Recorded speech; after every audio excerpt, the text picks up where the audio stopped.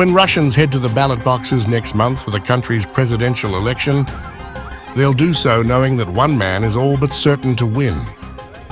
Russian President Vladimir Putin has wrested tight control over Russia's political system during his 24 years in power. With prominent critics who could challenge him either in jail or abroad, and with most independent media banned, his re-election in the March 15th, 17 vote looks all but assured. If successful, he'll win another 6-year term, cementing his place in power until 2030. But the 71-year-old Putin, who is running as an independent candidate, won't be alone on the ballot paper. 3 other candidates have also been given the green light from Russia's election commission. Leonid Slutsky of the nationalist Liberal Democratic Party, Vladislav Davankov of the New People Party, and Nikolai Kharitonov of the Communist Party. As the men were nominated by parties represented in Parliament, they did not have to undergo the onerous process of collecting signatures of support, a practice required by independent candidates.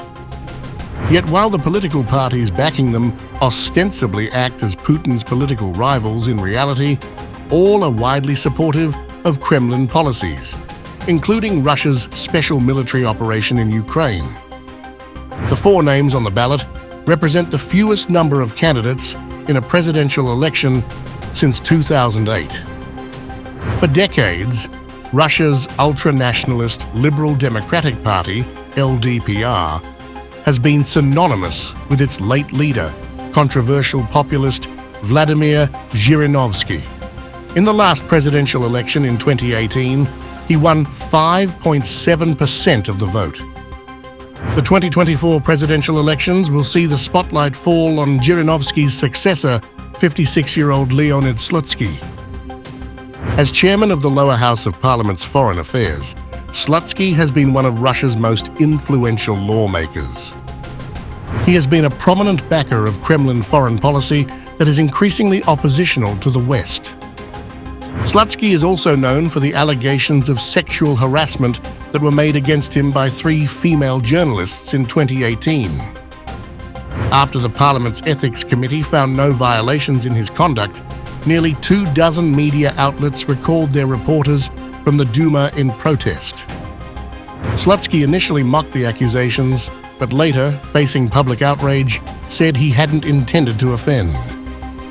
Slutsky's election campaign is based heavily on identification with Zhirinovsky because of complete absence of charisma, says political analyst Abbas Galyamov.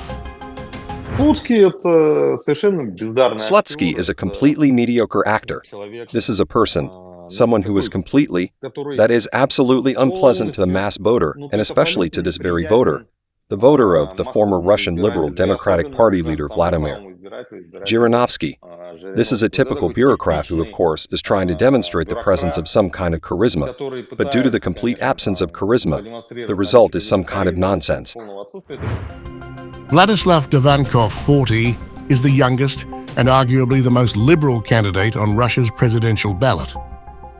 His New People Party was founded in 2020 when it claimed that it would promote freedom of speech and represent the country's overlooked small and medium-sized entrepreneurs.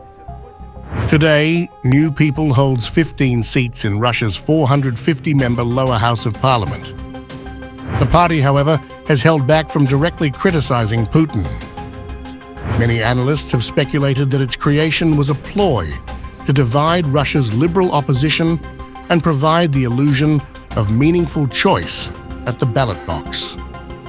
Davankov's presidential manifesto includes calls for Russia to end censorship and denunciations, and states that Moscow should be open to meeting with Kyiv at the negotiating table. Davankov left a signature in support of Boris Nadezhdin, a 60-year-old liberal politician who openly called for a halt to the military operation in Ukraine. But he was barred from the ballot paper after Russia's Supreme Court ruled that more than 9,000 signatures submitted by Nadezhdin's campaign were invalid, enough to disqualify him. Galyamov believes Davankov tried to flirt with Nadezhdin's electorate because this is the most powerful electoral group in terms of numbers today. Davankov tried to flirt with Nadezhdin's, Boris Nadezhdin electorate, as he understands that this is the most powerful electoral group in terms of numbers today. Most people don't want war. Initially, according to my estimates, about a third of voters were against the war straight away. They were joined by a large number of people who initially did not oppose the war. But now they are disappointed, tired, do not believe in anything and want this nightmare to end as soon as possible. Davankov's liberal image is also at odds with his work on Russian legislation that criminalized gender-affirming surgery for transgender people.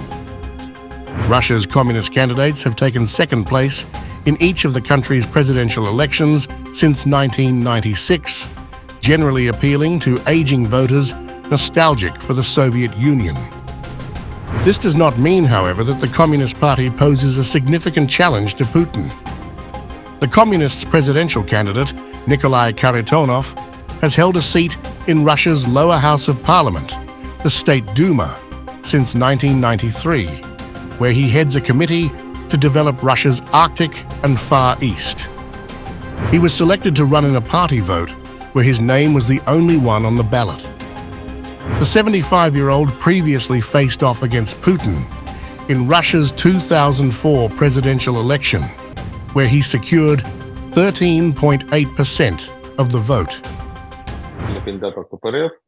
A strong candidate from the Russian Communist Party could create serious problems to Putin's candidacy. And so the Kremlin took control of the situation and chose the worst candidate, such that even if you are completely against Putin, it would not occur to you to vote for this candidate. Russian President Vladimir Putin is seeking a fifth term.